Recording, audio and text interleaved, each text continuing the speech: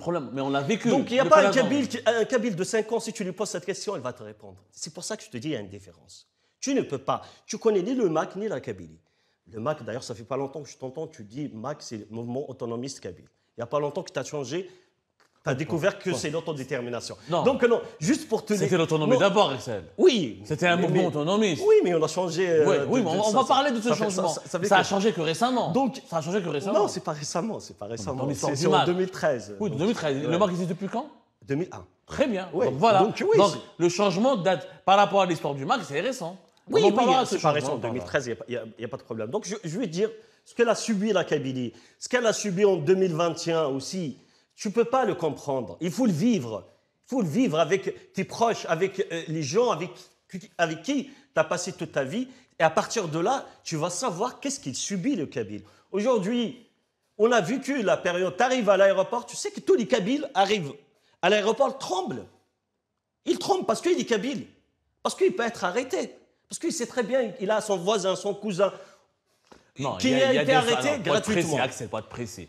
Il y a dans les aéroports algériens, effectivement, des procédures de contrôle de certains ressortissants algériens d'origine kabyle qui auraient des contacts familiaux ou personnels ou des liens directs ou indirects avec des militants du MAC.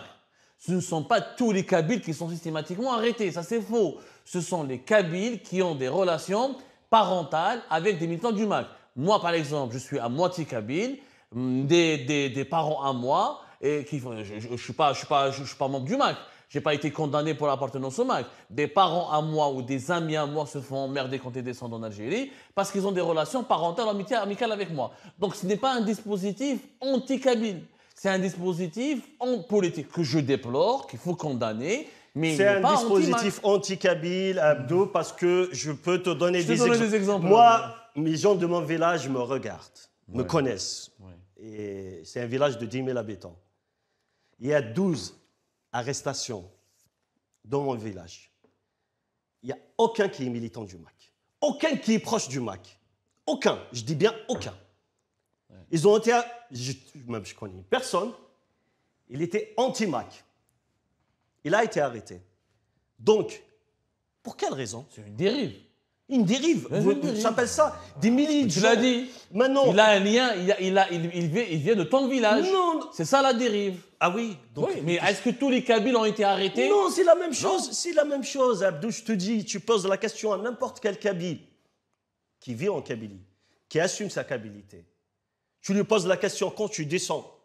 Est-ce que tu as peur à l'aéroport ou pas? Tu verras sa réponse. Ok. Je te défie. Tous les Algériens ils ont peur, hein, pas que les Kabyles. Non, ça se passe pas. Mais Axel, parlons concrètement. Allons droit au but. Passons, parce que le débat, est-ce que le Kabyle est différent des Algériens? Est-ce que le Kabyle est un Algérien comme les autres, etc. C'est un débat interminable et chacun a sa sensibilité. Et même si je ne suis pas d'accord avec toi, je respecte ton avis et je te laisse dire ton avis. Promenez pas là. Maintenant, passons aux choses sérieuses. Et Yassidi, on va dire, OK. Yassidi, on est Kabyle, on est différent et on veut l'indépendance. Est-ce que c'est un projet sérieux? Est-ce que vous avez les moyens et de vos ambitions? Quand vous dites indépendant, OK, la Kabylie sera indépendante comment? Alors qu'il y a plus de Kabyles à l'extérieur de la Kabylie qu'en Kabylie elle-même. C'est ce que vous ne dites pas. Il y a combien de millions de Kabyles qui vivent en Alger, qui vivent en Hollande, qui vivent dans les autres wilayas du pays, qui travaillent à Hassim Soud, qui travaillent à Ouargla, qui travaillent dans l'extrême sud, et qui sont à l'étranger? De un. De deux, quel modèle économique pour la Kabylie? Comment peut-on garantir l'avenir de la Kabylie? Avec quoi vous allez garantir? Vous oubliez que la Kabylie aujourd'hui, elle a deux sources de revenus, sa diaspora, il ne faut pas le nier, mais les budgets de l'État, les budgets de Tizi Ouzou, Djebdjaïa, il y a des infrastructures qui ont été financées par l'État algérien, les pénétrantes de l'autoroute Est-Ouest, le port pétrolier de Djebdjaïa, les zones industrielles, etc. Vous allez faire quoi? Comment vous allez faire vivre la Kabylie? Est-ce que ce n'est pas une utopie, un fantasme? C'est pas en exportant de l'huile d'olive, j'utilise le fantasme de l'huile d'olive, pas comme une moquerie, parce que c'est le symbole de la région, l'olivier et l'huile d'olive. Mais la Kabylie, est-ce qu'elle a les ressources économiques nécessaires pour vivre sans Algérie? Est-ce que la Kabylie serait pas encore plus pauvre, encore plus dépressive, encore plus déprimée, encore plus sinistre sans l'Algérie? Honnêtement, combien de Kabyles travaillent au sud et font vivre leur famille? Combien de Kabyles travaillent à Alger et font vivre leur famille? votre projet s'appuie sur quoi, Axel? Honnêtement. Ok, قنعني يا سيدي. Ok, Abdou, ok, Abdou. Ah, ya Sidi, vends-moi l'indépendance. Non, Sur quoi non, vous non, vous non, basez? je ne suis pas là pour te convaincre, tu es Non, mais algérien, non. reste dans ton algérianité.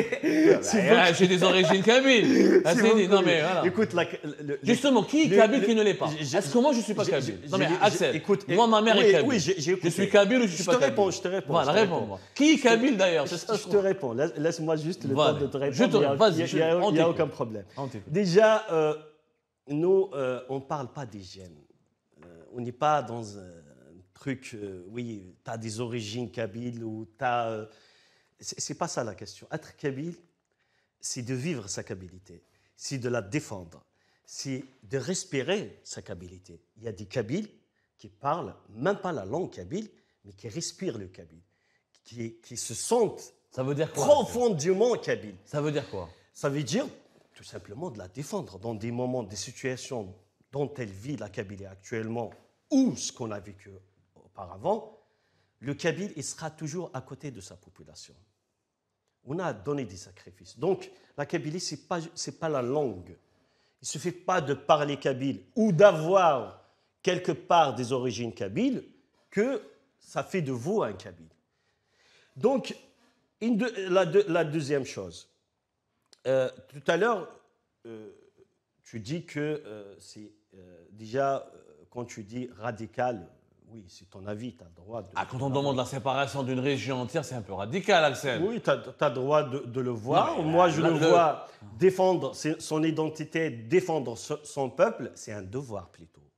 Oui, mais Donc, faut-il aller vers l'indépendance pour défendre l'identité de la Kabylie? oui, vous, en tant qu'Algérien, il n'y a pas de problème. Vous pouvez le voir de cette manière et moi, j'ai le droit aussi de le voir autrement. Donc, pour moi, je défends mon peuple, je défends ma cause, que je la vois juste.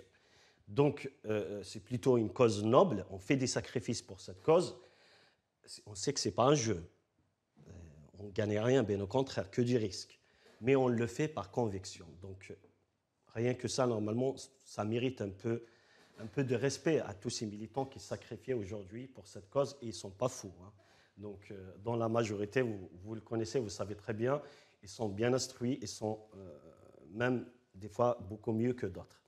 Oui, mais beaucoup d'experts affirment que l'indépendance est une folie. Oui, pour vous, oui. Donne-nous les preuves que oui, l'indépendance sera j'arrive. favorable à la Kabylie. C'est ce que j'arrive à cette question. Vas-y. Ne t'inquiète pas, je vais te répondre. Donc, sur ça, en tous les cas, je t'assure, on va vivre 1000 fois mieux que la situation dont elle vit actuellement l'Algérie, avec son pétrole, son gaz et tout ce que s'ensuit. Parce que j'ai assisté en 2009, tu dis des projets, des trucs, j'ai assisté en 2009 à l'appui de Tizi Ouzou, j'ai eu la chance de participer au budget, ils discutent un peu le budget de la fin de l'année pour voter le nouveau budget. Donc, ils ont fait des bilans. Chaque direction a fait son bilan. Tu sais, Abdou, il y avait des directions qui ont dépensé 0,30 de leur budget. Parce que c'est la santé, il y a les budgets non consommés. Donc, oui, non consommés. Donc, quand ce n'est pas non consommé, ça revient à zéro. Et un autre budget qui arrive. Tu sais qu'au mois en 2009, je ne sais pas, je ne peux pas me prononcer des choses que je n'ai pas vérifiées. Mais en tous les cas, à cette année-là, c'est Tizi Ouzou, dont c'est parmi les wilayas de la Kabylie, qui a donné, parce que les recettes, elles étaient beaucoup plus importantes que ce qu'ils ont dépensé. Je dis bien ce qu'ils ont dépensé. Et tu sais très bien que les directeurs, ils sont nommés par Alger. C'est un pays centralisé. Donc, ça pour te dire que la Kabylie, elle ne veut pas du pétrole. La Kabylie, elle ne veut pas du gaz. Oui, la Kabylie, c'est Zitouzmboul, oui, c'est une vérité. Mais pas que. Mais elle a bénéficié des recettes du pétrole et du gaz. Pas que. Écoute, je t'ai donné un exemple. Je t'ai donné un exemple. Oui, il n'y a pas d'investissement en Kabylie. Ils sont où les usines en Kabylie? Le Niem, ça y est, la collée, c'est tout ce qu'il y a en Kabylie. Il n'y a pas de développement. En même temps, la Kabylie, elle est riche. La Kabylie, elle peut s'ouvrir au monde. La Kabylie, elle est en face de la Méditerranée. C'est une richesse. La Kabylie, elle va travailler son cerveau. Que tout à l'heure, tu me disais, comment elle va faire la Kabylie? Moi, je te repose la question, je te dis, comment elle va faire l'Algérie? Le jour où elle va perdre les compétences kabyles, qu'elle utilise, elle exploite aujourd'hui. Il faut se L'Algérie n'a pas envie de les perdre. Je te promets que c'est l'Algérie qui va se retrouver dans une situation compliquée. Mais Axel, la question ne se pose pas parce que l'Algérie défend son intégrité territoriale et elle dit que la Kabylie est une région c'est pas les richesses naturelles qui font un pays. C'est pas les richesses naturelles. Et la preuve, il y a des pays qui n'ont aucune richesse naturelle, qui sont développés, tu les vois très bien, des petits pays en Europe, qui sont développés, sont richesses naturelles. Quel est le programme du MAC? Attends, j'arrive. Comment allez-vous développer la Kabylie? Étape par étape, parce que, en fait, tout à l'heure, dans ton discours, tu as cité plusieurs points. Donc, je ne peux pas passer directement comme ça à la dernière question. Mais une chose est sûre, donc je te disais, c'est l'Algérie qui va plutôt s'inquiéter, parce que la richesse d'un peuple, c'est la matière grise, c'est le cerveau. D'ailleurs, sur cette base-là, c'est sur ça que la Kabylie, elle va se concentrer à développer l'intelligence kabyle. Et on voit ce qu'elle fait, l'intelligence kabyle, à l'extérieur, que ce soit en France ou ailleurs dans le monde. Ils font des miracles. Ils font des miracles. Donc, ils font même des miracles en Algérie, d'ailleurs. Malheureusement, non. Pas beaucoup. Parce que Saad Rabrab, l'homme le plus riche du Maghreb, est un Kabyle qui a prospéré grâce au marché algérien. Je ne dis pas beaucoup, parce qu'ils auraient pu faire beaucoup mieux. Hametoche de Soumam. Oui. Sans le marché algérien, sans les consommateurs algériens, sans les investissements des banques algériennes, etc. Je suis d'accord. Voilà. Mais je te dis que rien n'a été fait. Je te donne des exemples. Non, je ne t'ai pas dit rien. Je t'ai dit pas beaucoup. C'est différent. Ils auraient pu faire beaucoup mieux. Comme dans toutes les régions d'Algérie. Donc, d'ailleurs, parce que oui, il y a beaucoup qui sont exilés. Quand tout à l'heure tu me disais, la majorité des Kabyles, ils sont en dehors de la Kabylie. Qui t'a donné ces chiffres? Bon, on peut le citer. Vas-y, dis-moi. C'est simple, c'est une opération mathématique. Oui. Le nombre des habitants de la wilaya Tizi Ouzou, de Bdjaïa et de Bouéla, et d'une partie de Boumerdès, ça fait dans les 4 millions de personnes. Le nombre de la diaspora kabyle à l'étranger, c'est selon différentes même associations kabyles de France, on a 1 million de locuteurs kabyles ou d'origine qui parlent kabyle en France. T'as pas les bons chiffres. Attends, rajoute les Kabyles qui habitent à Alger, les Kabyles d'Oran, etc. On a minimum 5 millions de Kabyles qui sont à l'extérieur du territoire ou d'entre guillemets de la Kabylie. Donc comment vous allez gérer? T'as pas les bons chiffres déjà. C'est quoi les bons chiffres? Non. Écoute, les Kabyles, il y a 8 millions à l'intérieur. Oui, il y a une partie qui est éparpillée un peu. La majeure partie, elle est éparpillée ailleurs. Pas du tout, Abdou, pas du tout. Elle n'est pas éparpillée. Le Kabyle, il vit dans sa kabilité. Tu sais très bien que les Kabyles, même s'il immigre, il a toujours son bout de terrain en Kabylie. Combien d'Algérois sont d'origine kabyle sont kabyles? Oui. Tirsaraïen est un village kabyle au plein cœur d'Alger. Oui, il y en a. Je te dis pas non. Mais tu ne peux pas comparer ça à la population qui existe en Kabylie. Et je peux te dire une chose. Il y a plus de Kabyles en France que des Kabyles dans toute l'Algérie. Mais non. Il n'y a pas 9 millions de Kabyles en France, alors qu'il y a 8 millions de Kabyles. Non, tu n'as pas compris. Je ne te parle pas des Kabyles en Kabylie. Je te parle des Kabyles en dehors de la Kabylie, en Algérie. On n'est pas sur le... Parce que moi, je parle d'une Kabylie d'une Algérie, toi, tu parles d'une Algérie avec la Kabylie. Passons même de ta logique séparatiste. Le nombre de Kabyles à la capitale Alger. On va dire que la capitale Alger, c'est 8 millions d'habitants. Il y a au moins, au bas mot, 3 millions qui sont d'origine kabyle. Ou ils sont de Ezefone. Non mais c'est connu. Tu balances des chiffres à... Non mais les Algérois, une bonne partie des Algérois sont kabyles. Écoute, Ezefone, Dralmizan, Azazga, il y a plein de quartiers d'Alger, il y a plein de kabyles. Comment vous allez faire pour gérer, si vous divisez la Kabylie d'Algérie, vous allez diviser des familles entières. Vous allez faire comment? Évite de balancer des chiffres parce que c'est des vérités. Non, ce n'est pas des vérités. Donc il vaut mieux être sûr des chiffres avant de les balancer. Moi, je suis sûr d'une chose, que la diaspora kabyle, elle est forte, beaucoup plus forte d'ailleurs, c'est plus que ce que tu dis. Si on compte la 5e, la 4e génération des Kabyles, tu sais, c'est la première immigration de l'Afrique du Nord. Ça a commencé en 1800. Du coup, c'est la plus ancienne. C'est pas loin des 3 millions de Kabyles. C'est presque la moitié de ce qu'ils considèrent comme l'Algérie, c'est presque la moitié. C'est quoi les sources de ces chiffres? C'est les sources françaises. Moi, j'aimerais bien aller les voir. Hein. C'est les sources françaises. C'est estimé à peu près à 6 millions d'Algériens. Presque la moitié, c'est des Kabyles. presque la moitié, c'est... D'ailleurs, le chiffre de 6 millions, il est énormément contesté. Mais pas oui, c'est pas grave. Là, En tout cas, on peut toujours les contester. En tout cas, il y a beaucoup de Kabyles en Algérie. Il y en a beaucoup. Écoute, ça, c'est pas une... Comme il y avait des Algériens en France à l'époque de l'indépendance, il y avait 300 000 Algériens. 300 000, oui. Voilà. Il n'y avait pas 10 millions. Non. La majorité des Algériens vivaient en Algérie. Écoute, il n'y avait pas beaucoup de monde à l'époque. Tu ne peux pas me comparer maintenant qu'il y a presque 50 millions, à l'époque 9 millions. C'est pas la même chose. Donc on parle pas de la 300 000 par rapport aux 9 millions, c'est pas beaucoup. Oui, mais il y en a qui sont restés vivre en France, dont la majorité sont restés en France. Il y a eu des accords entre les deux pays. Il y a eu l'accord de 68. Vous allez faire quoi? Vous allez faire des accords avec l'Algérie? Tu penses qu'il n'y aura pas d'accord? C'est simple, Abdou. Là, aujourd'hui, vous dites que nous sommes une minorité, ce n'est pas faisable, c'est impossible, des séparatistes. Vous nous balancez comme ça des slogans. Mais le problème ne se règle pas de cette manière. J'invite tout le monde, j'invite les Algériens notamment, qui se disent démocrates. Être un indépendantiste, ce n'est pas un crime. Revendiquer un projet politique pacifiquement, ça, on est d'accord. Attends, pacifiquement, bien au contraire. Mettons les Kabyles devant le fait accompli. Nous, on demande un référendum. Vous dites que nous sommes une minorité. Prouvez-le et on en finisse.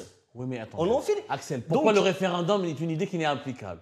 Parce qu'en Kabylie, il n'y a pas 10 millions de personnes comme en Catalogne qui sortent et réclament l'indépendance. C'est ce que tu crois. Bien. C'est ce que tu crois. Regarde à l'époque de Bouteflika, il y avait quelques milliers qui sortaient pour le 20 avril. Regardez les vidéos. Regardez les vidéos. On ne mesure pas la popularité. Je connais les Catalans. On a eu des manifestations beaucoup plus importantes. Non. Écoute, les Catalans... Il y a eu 2 millions de Kabyles en Kabylie qui disaient vivre pour l'indépendance. Écoute, jamais eu ça. Montre-moi une manifestation de 8 millions de Catalans. Oui, si, récemment. Il y a 2 ans. Quand le mouvement séparatiste catalan a voulu organiser un référendum et ses leaders ont fui vers la Belgique, il y a de cela 2-3 ans. Il y avait 2 millions de Catalans dans les rues et la Catalogne était divisée. Mais en Kabylie, le mouvement séparatiste, il est porté par une minorité. On les voit dans les rues. C'est ce que tu dis. Ne me dis pas, on le voit. Je t'ai dit tout à l'heure. Tu connais ni la Kabylie ni le MAC. C'est pour ça que ce sujet, il est très loin de toi. Franchement, je t'invite à faire des recherches. C'est le MAC qui était aussi populaire. Attends. Pourquoi il n'y a pas aujourd'hui des gros rassemblements, des grosses marches en faveur du MAC? C'est simple. Maintenant, tu es en train de me répéter la même chose depuis tout à l'heure. Mais si tu me laisses pas... Je t'en prie, vas-y. Si tu me laisses pas développer mon opinion, malheureusement, on peut pas le savoir. Vas-y, on t'écoute. Donc, j'ai compris ta question. Et d'ailleurs, tu le dis à chaque fois, donc... Toi, tu as la chance d'avoir un plateau, tu peux parler tous les jours. Tu es le bienvenu. Laisse-moi aujourd'hui tu es le bienvenu. Écouter une version d'un responsable du MAC. Donc, la Kabylie, elle est passée par plusieurs étapes. Oui, il ne faut pas oublier que le MAC est né dans une tragédie causée par les officiels algériens. Tu ne peux pas me dire qu'en 2001... les Kabyles, ils n'ont pas été assassinés par les gendarmes tirés par balles pour des manifestants pacifiques. Donc, moi, j'étais à l'époque lycéen et j'ai participé dès la première marche.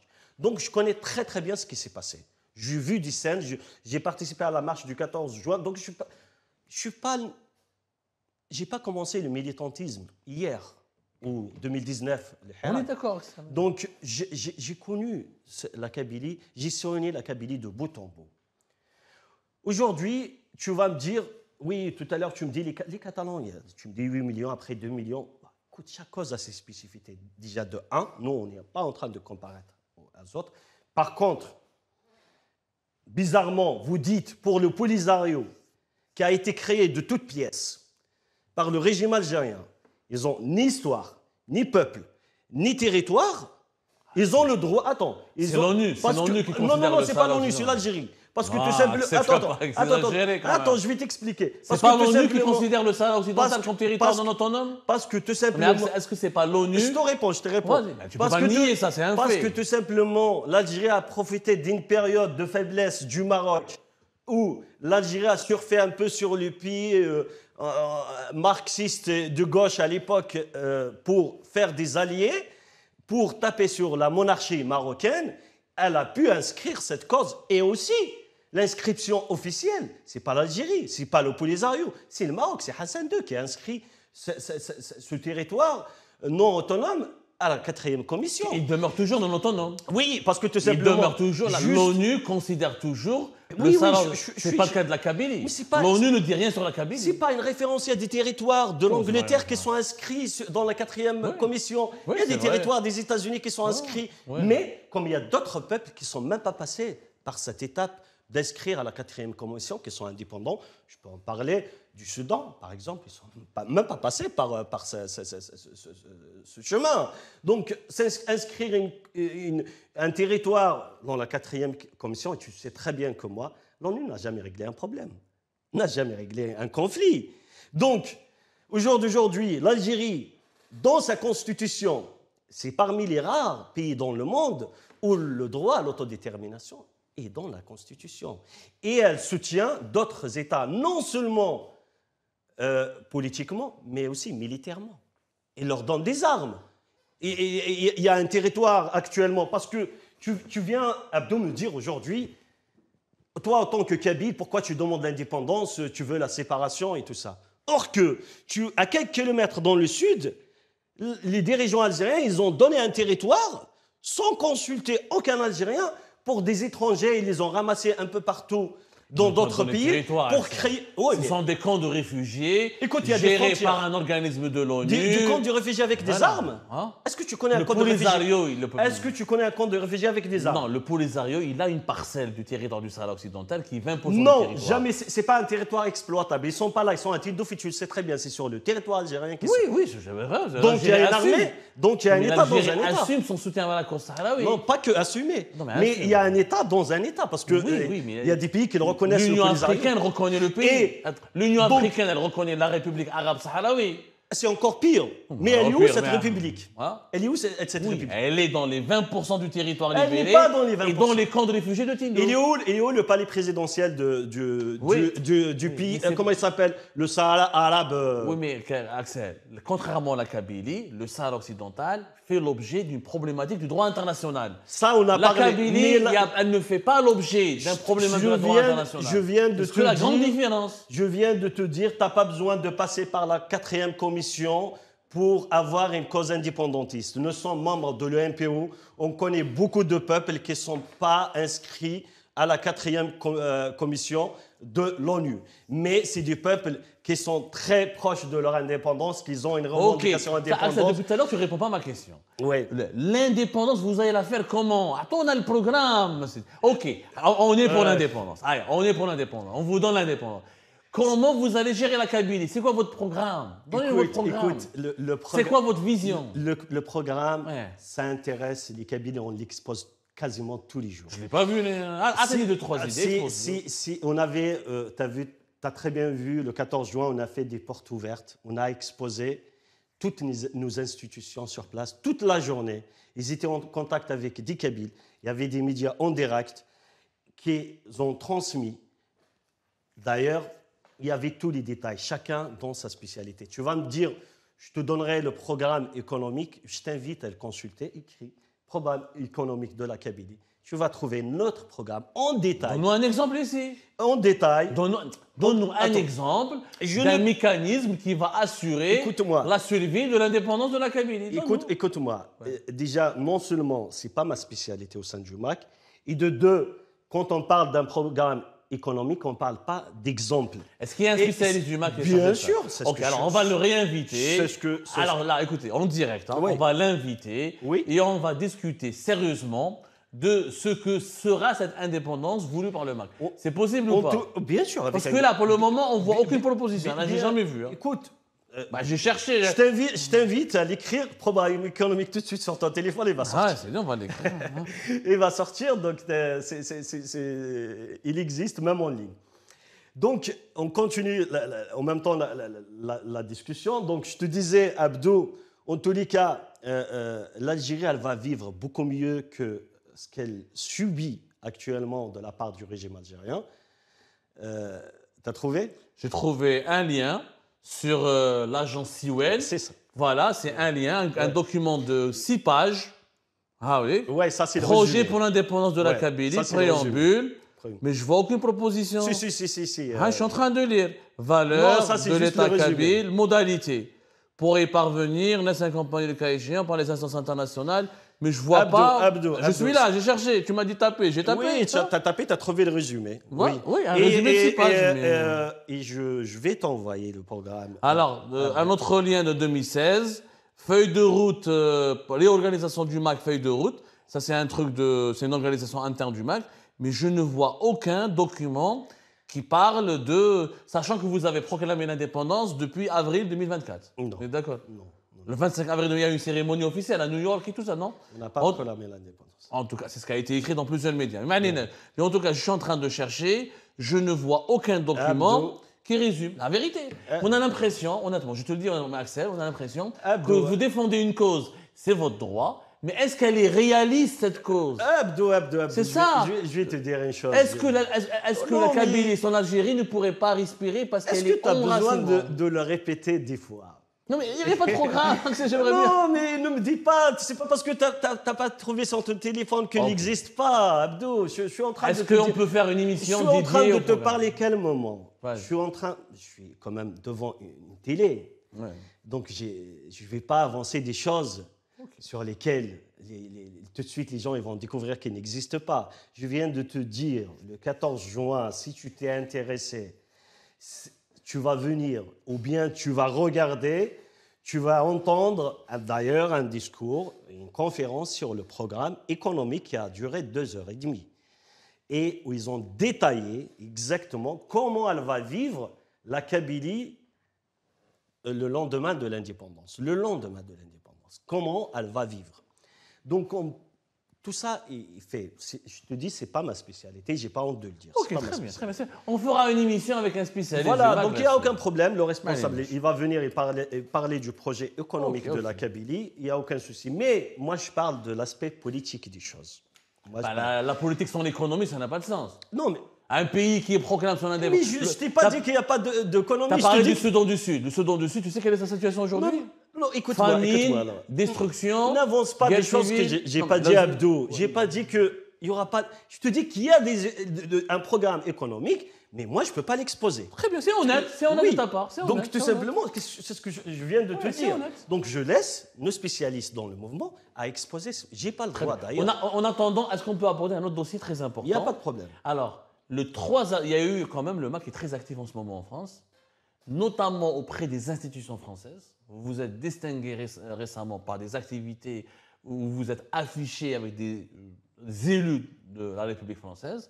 Le 3 avril 2025, au sein du Sénat, vous avez été accueilli par une sénatrice de la droite, que certains qualifient d'extrême droite, on en parlera après.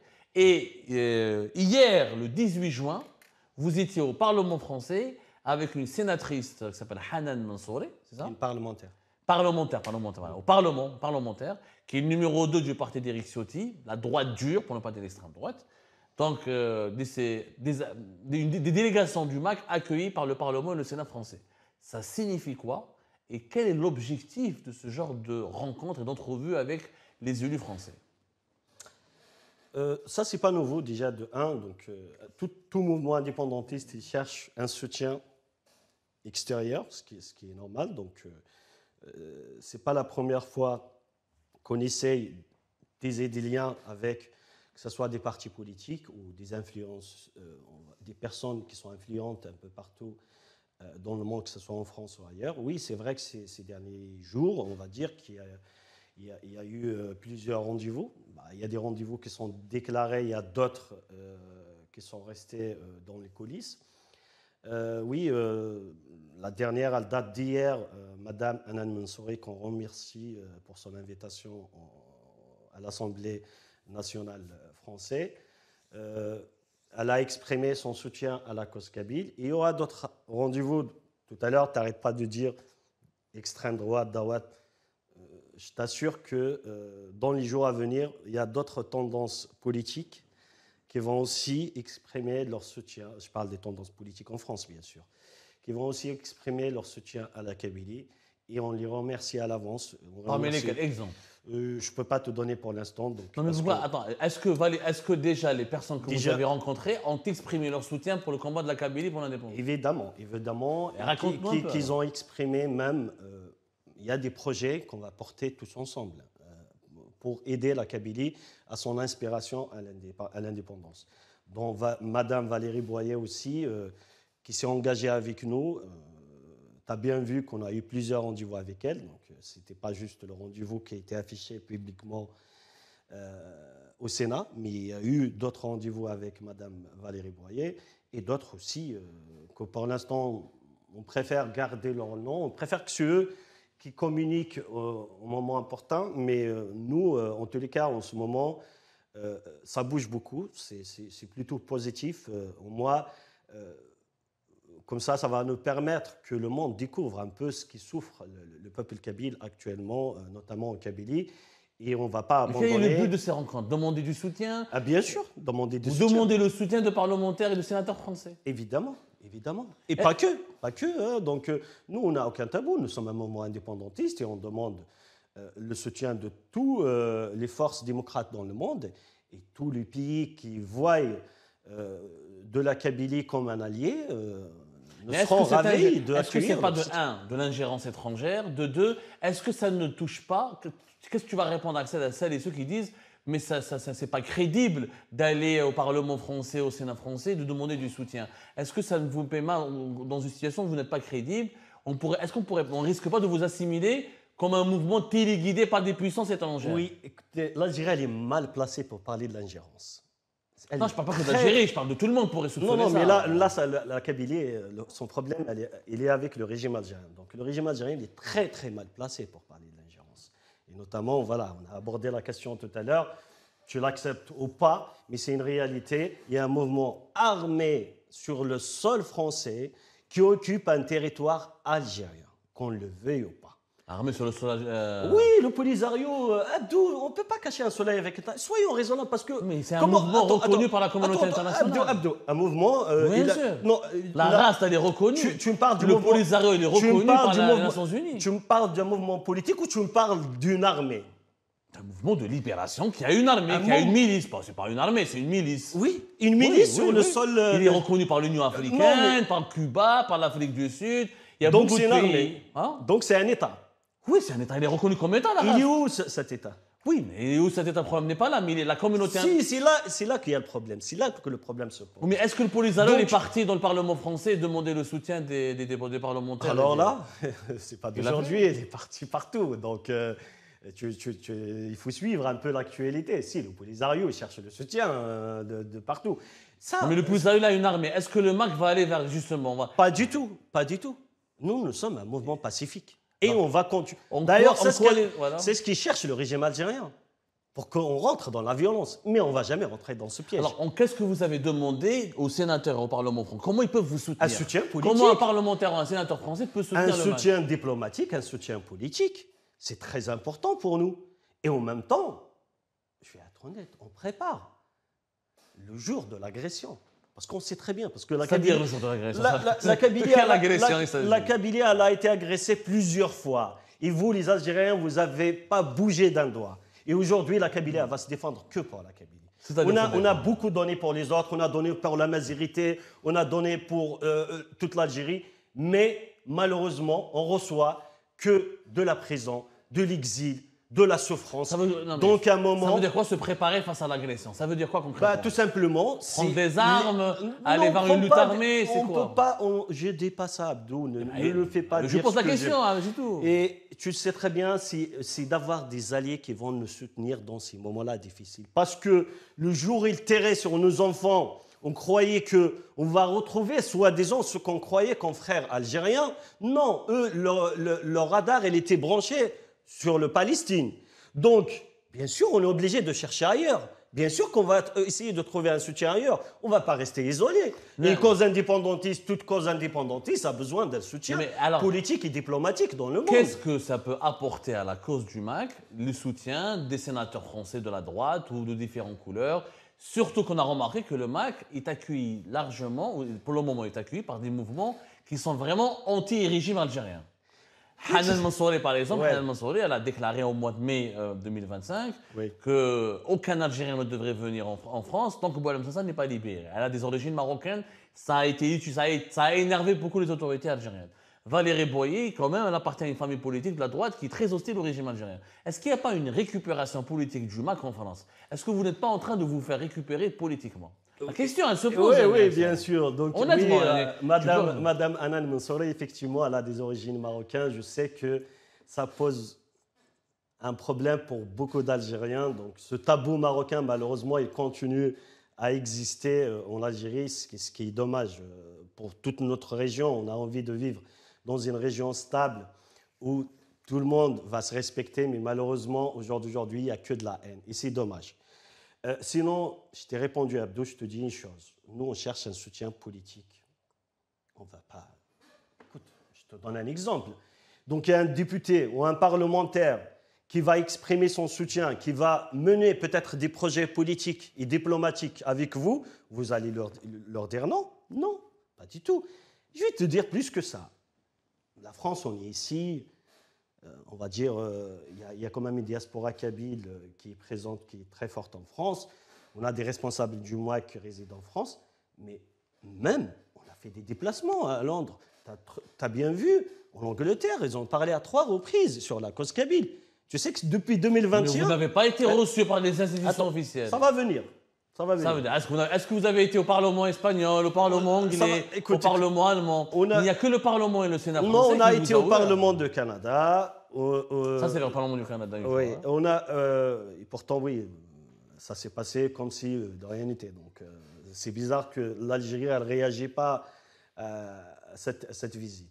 Mais il n'y a pas que ça. Donc, il y a eu des visites aux États-Unis où le président a pu rencontrer pas mal de sénateurs sur place. Il y a même des réunions à visioconférence avec des parlementaires un peu partout et des sénateurs dans le monde. Tu sais très bien, si la question s'est posée à 3 reprises au Parlement britannique, donc il y a un lien quelque part. C'est pas...